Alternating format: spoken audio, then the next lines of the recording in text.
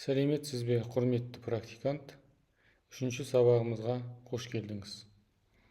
Бүгінгі тақырып қазан айы, қосымша сабақтар мен тәрбие жұмыстарының басталуы. Қазан айына келдік. Енді сіз жаңа міндеттерге ие боласыз.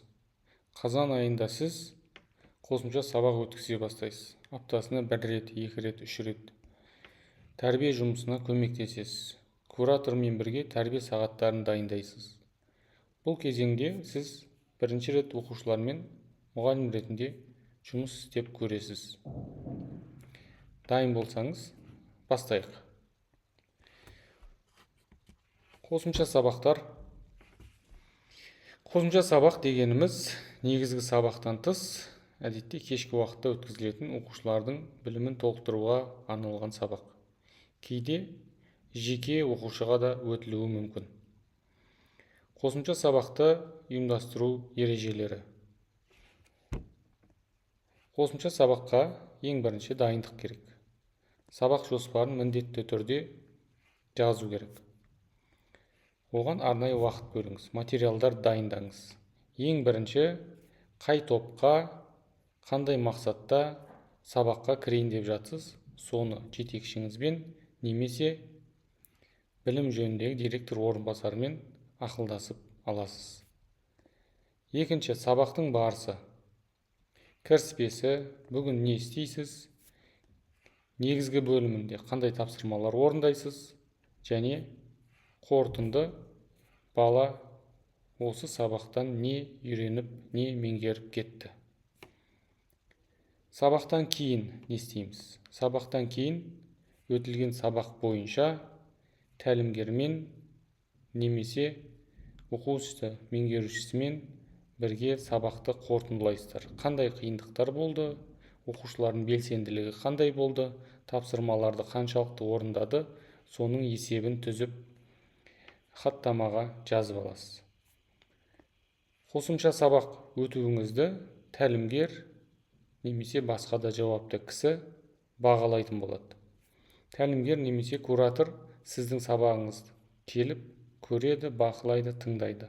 Содан кейін кері байланыс береді. Кері байланыс бермей қалса, онда сіздер өздеріңіз соны сұрап алыңыздар. Маған қандай кері байланыс бересіз деп. Келесі қосылатын жұмыс тәрбие жұмыстарына көмек. Қазан айынан бастап сіз кураторға тәрбие жұмыстарында көмектесетін боласыз.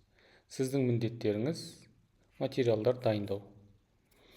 Тәрбие сағатына таныстырылым, бейне, тапсырмалар дайындау немесе дайын материалдармен танысып шығу, керек заттарды алып келу, ойын өткізу, активити жасау. Ол мекеменің ішінде немесе мекеме ғимаратынан тыс бір жерде болуы мүмкін. Тәрбие сағатының бір бөлігін сіз өткізесіз. Ойынды ұйымдастыруыңыз мүмкін, тақырып түсіндіруіңіз мүмкін. Хаттама жазу, әр тәрбие сағатынан кейін қандай тақырып айтылды, қанша бала қатысты, оқушылардың алған әсерлері қандай болды. Көбінесе түсіндірілетін тақырыптар бұл сыныптағы өзара достық, бауырластық, интернеттің қауіпсіздігі, уақытты көп алуы, стресс және оны басқару, басқаларды тыңдау, кибербуллинг деген сияқты тақырыптар жүргізіледі.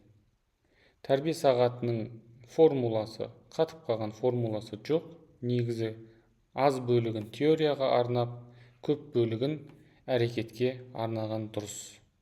Яғни ойындар, талқылаулар, пікір талас деген сияқты.